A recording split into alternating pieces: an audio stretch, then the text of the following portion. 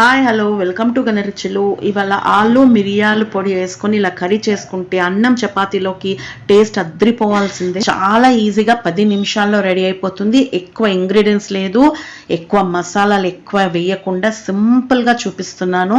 కొత్తగా ఛానల్ చూసే వాళ్ళు మాత్రం సబ్స్క్రైబ్ చేసుకొని పక్కనే ఉన్న గంటను కొడితే నేను పోస్ట్ చేయగానే వీడియోస్ మీ ముందు ఉంటాయి మిస్ అవ్వకుండా. 2 ఆలుగడ్డలు ఇలా కట్ చేసుకోవాలి, క్యూబ్స్ లాగా ముక్కలు చేసుకొని 10 నిమిషాలు నీళ్ళలో నానబెట్టి పెట్టుకోవాలి. ఒక ప్యాన్లోకి 1.5 టేబుల్ స్పూన్ ఆయిల్ యాడ్ చేసి ఒక పెద్ద సైజు ఉల్లిగడ్డ తీసుకొని సన్నగా కట్ చేసుకొని అందులోకి వేసి చిన్న మంట పైన ఇది ఎర్రగా ఫ్రై చేసుకోవాలి. అందులోకి ఒక పచ్చిమిర్చి తీసుకొని కట్ చేసి వేసుకోవాలి. ఇప్పుడు ఇది ఎర్రగా అయిపోయిన తర్వాత మనము వేరే ఇంగ్రీడియంట్స్ యాడ్ చేయాలి. ఇప్పుడు రెడీగా అయిపోయిందండి. 1/2 చెంచా కారము, 1/2 టీ స్పూను ఉప్పు తీసుకొని అందులోకి వేసుకుంటే ఇంకా తొందరగా ఫాస్ట్గా ఫ్రై అవుతాయి. ఇప్పుడు ఎర్రగా అయిపోయాయి. నానబెట్టుకున్నది 10 నిమిషాలు ఆలుగడ్డ ముక్కలు ఉన్నాయి కదా, అవన్నీ ఇందులో వేసేసి ఫ్రై చేసుకోవాలి. మూత పెట్టి 10 నిమిషాలు చిన్న మంట పైన ఉడికించుకోవాలి. వాటర్ అస్సలు పోయొద్దు, ఆ ఆవిరికే ఇది ఉడికిపోవాలన్నమాట. నీళ్ళల్లో నానబెట్టాం కాబట్టి పొడి పొడిగా వస్తుంది. ఆలు పీసెస్ పర్ఫెక్ట్గా ఉడికింది. 10 నిమిషాలు అయిపోయింది.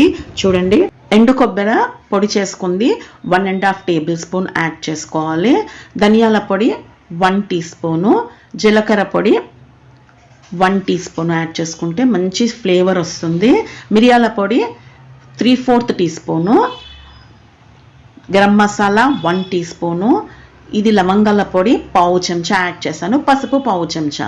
నేను కారం తక్కువ వేసాను, కాకపోతే మిరియాల పొడి లవంగాల పొడితోనే దీని ఘాటు స్పైసీనెస్ చాలా టేస్టీగా ఉంటుంది. జ్వరము, దగ్గు, సర్ది ఉన్న వాళ్ళు నోటికి ఏమి కొట్టనప్పుడు ఇలా చేసుకొని తినండి. ఇష్టంగా 4 ముద్దలు ఎక్కువే తింటారు, అంత బాగుంటుంది.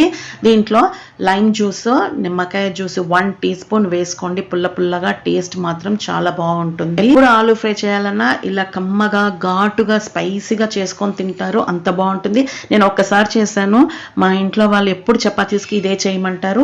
ఈ కర్రీ నలుగురికి ఈజీగా సరిపోతుంది. చపాతీస్ అయ్యే లోపట ఈ ఆలు ఫ్రై రెడీ అయిపోతుంది. ఎంతో ఈజీగా చేసుకున్నాం కదా. Thank you for watching.